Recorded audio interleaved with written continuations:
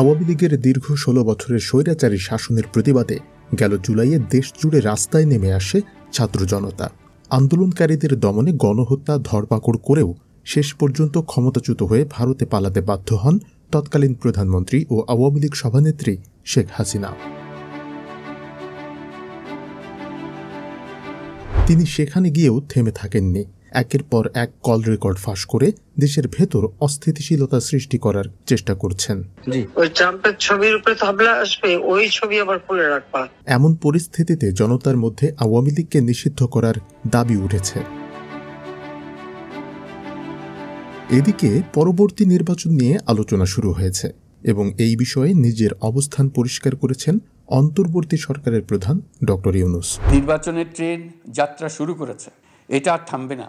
ভারতীয় সংবাদ মাধ্যম দ্য হিন্দুকে দেওয়া এক সাক্ষাৎকারে প্রধান উপদেষ্টা ডক্টর মোহাম্মদ ইউনূস জানান, আগামী নির্বাচনে দল হিসেবে আওয়ামী লীগ অংশগ্রহণ করতে পারবে, তবে রাজনৈতিক দলগুলোর বিষয়ে বর্তমান সরকার এখনও কোনো সিদ্ধান্ত নেয়নি।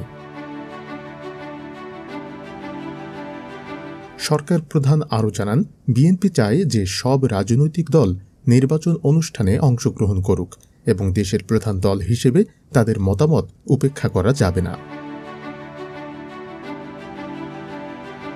এমন মন্তব্যের পর আওয়ামী লীগ নির্বাচনে অংশগ্রহণ করলে ডক্টর ইউনূসের আপত্তি থাকবে কিনা এমন প্রশ্নে তিনি জানান, তার সরকারের কাজ হল রাজনীতিবিদদের ইচ্ছা বাস্তবায়ন করা। এটি মূলত বিএনপির ইচ্ছার প্রতিফলন এবং তিনি নিজেকে কখনো রাজনীতিবিদ হিসেবে দেখেন না বলে জানান। ২০০৭ সালে নিজের রাজনৈতিক দল গঠনের বিষয়ে প্রশ্ন করা হলে তিনি জানান, এটি ছিল মাত্র ১০ সপ্তাহের জন্য।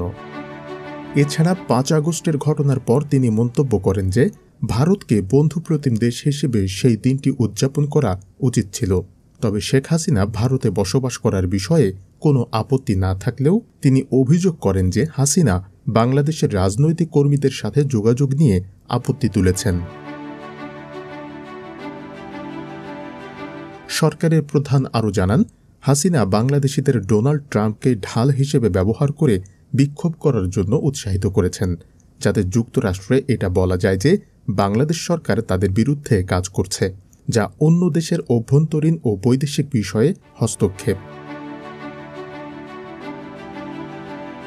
তিনি আরও বলেন, হাসিনাকে বিচারের মুখোমুখি করতে হলে তাকে ফিরিয়ে আনতে হবে, নইলে বাংলাদেশ ও ভারতের মধ্যে সুসম্পর্ক গড়া সম্ভব হবে না।